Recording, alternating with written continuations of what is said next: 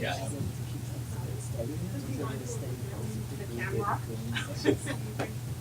problem. Yeah, about 15 seconds.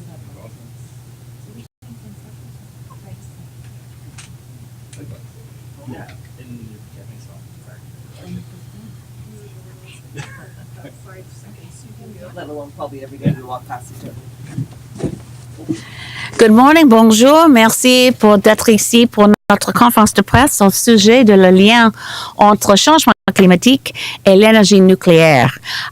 Elizabeth May, leader of the Green Party of Canada, I'm very pleased to be here today to join with concerned citizens of Renfrew County and area who've been valiantly championing work around nuclear contamination from the existing nuclear facilities. But we're seeing a new potential federal commitment to nuclear energy.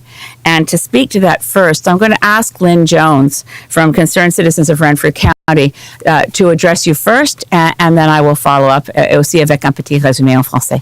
Okay, Lynn. Thanks, Elizabeth.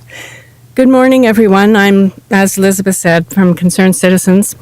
Our group submitted an environmental petition to the Auditor General yesterday because we're very concerned that Canada is about to make a climate change detour that we can't afford by spending billions of tax dollars on a new generation of small nuclear reactors. We are in a climate crisis. Last month, the Intergovernmental Panel on Climate Change told the world that we need to make rapid, far-reaching, and unprecedented efforts to reduce greenhouse gas emissions. They gave us until 2030, just 11 years from now, to have completed these far-reaching and unprecedented efforts in order to prevent dangerous and catastrophic global warming. We need the Government of Canada to take an unprecedented leadership role on this. But instead of leading, Natural Resources Canada is following the nuclear industry's salespeople who tell them that nuclear is the way to solve the climate crisis. We can't afford to take this detour right now to enhance the profits of a few multinational private sector nuclear businesses. Every dollar we spend now is important and must be targeted at rapid and efficient ways to reduce greenhouse gases. The nuclear industry is meeting this week in Ottawa at a large conference subsidized by Canadian taxpayers to promote the new nuclear reactors that it wants us to subsidize. Tomorrow, it will publish a full-page ad in the Hill Times, an open letter telling us we need nuclear to solve the climate crisis.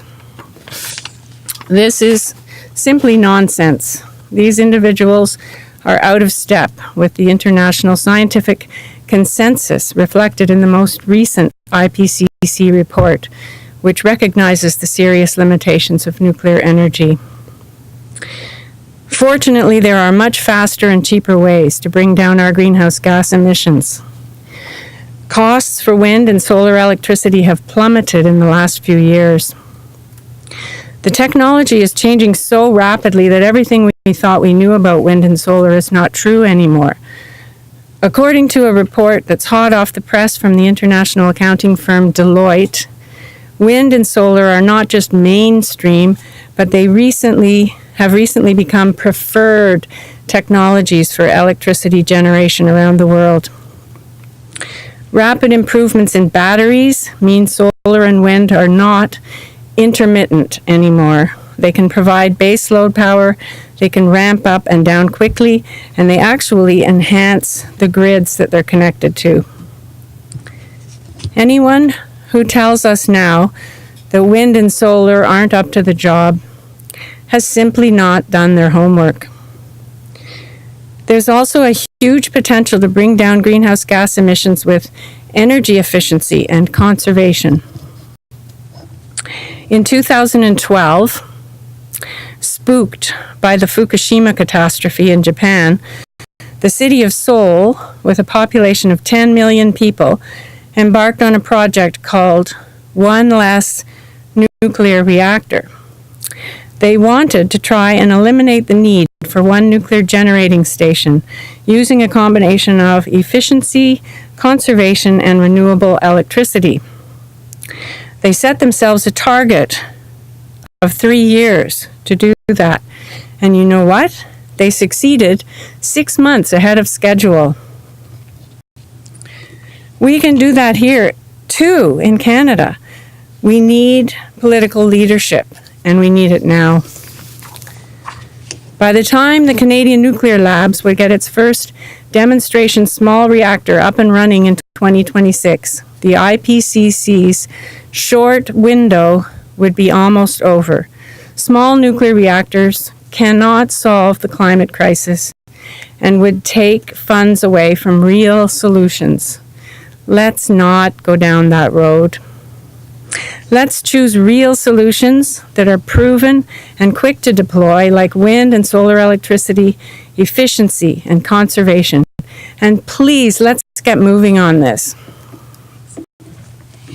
Merci, Lynn. C'est vrai que maintenant, je pense que demain, peut-être, le gouvernement du Canada va annoncer un programme pour un nouveau programme de subvention pour bénéficier l'industrie nucléaire au Canada.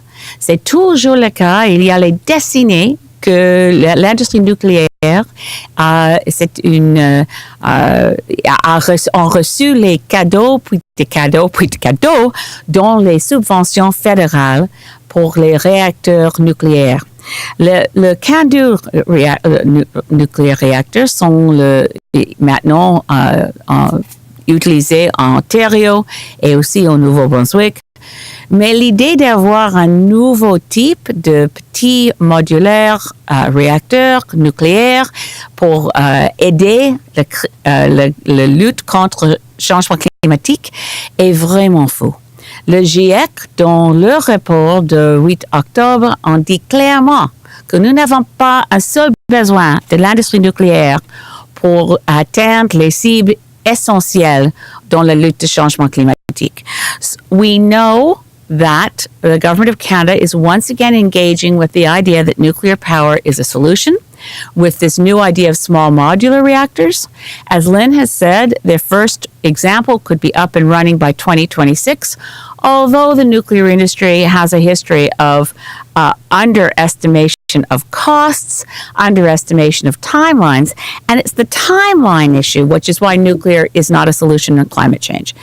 Honestly, if we had no other solutions, I'd grab at anything to fight the climate crisis. But right now, wind and solar are competitive in price, and their uptake is immediate. You can put solar panels on roofs in the work of a few months or less. If you can get the solar panel, you can do it in a day. If you're looking at nuclear reactors, you're looking at long lead times, and especially with experimental technology, there's bound to be hitches. You can't get that energy installed in a way that is timely.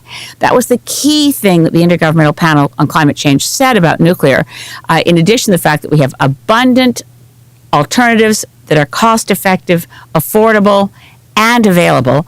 We don't need nuclear energy to solve the climate crisis.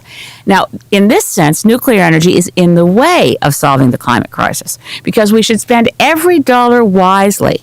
And when we spend money to fight climate change, diversify our energy sources, and move off fossil fuels, we should judge each dollar invested against how many tons of greenhouse gases are reduced, how many jobs are created, and how fast can it be brought on stream.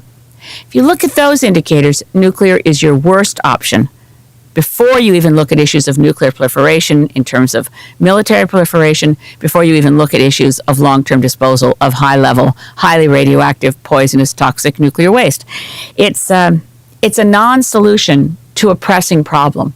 And when a problem is as urgent as the climate crisis, we can't afford to waste money and waste time on non-solutions just because the political lobby and the entrenched support within the federal government, and I specifically mean within the civil service, not so much the political party of the day, but that entrenched support needs to be examined against key metrics. Will it deliver on time? Will it deliver at low cost? Is it necessary? Does it help Canada? And the answer to all of those will be no. Je suis vraiment engagée toujours pour l'élimination d'énergie nucléaire au Canada, mais c'est clair que dans la crise de changement climatique, on doit agir hier. Pas demain, pas dans 5 years, pas 5 années, pas en 2029 pour atteindre les cibles de 2030. On doit agir maintenant pour une société avec toute l'énergie électrique renouvelable, 100%, et aussi en même temps pour changer notre utilisation des voitures seulement électriques. Nous avons une chance, une seule chance pour protéger l'avenir pour nos enfants et petits-enfants. Dans cette petite fenêtre pour survivre comme humanité, on doit éliminer l'énergie nucléaire en même temps qu'on atteindre les cibles de GIEC pour protéger l'avenir pour nos enfants. So we are very clear with Renfrew. There are many other groups in Canada, many other MPs who feel the same way, and we're happy to answer any questions you have to keep Canada from going down the road of new federal subsidies for small modular reactors. Are there any questions? In that case, merci beaucoup. Miigwech, thank you.